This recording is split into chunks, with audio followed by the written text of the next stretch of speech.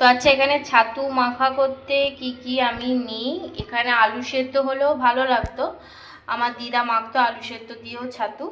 তো আলু সেদ্ধ এখন আমার কাছে নেই, তো এখানে নিয়ে নিয়েছি ছোলার ছাতু, এটা চানারি ছাতু ছোলার।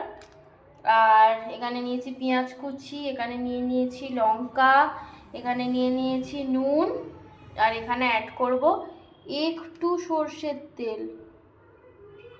হ্যাঁ, ব্যাস, ঠিক আছে। এবার এই সব কিছুকে নিয়ে জল দিয়ে ভালো করে মাখবো।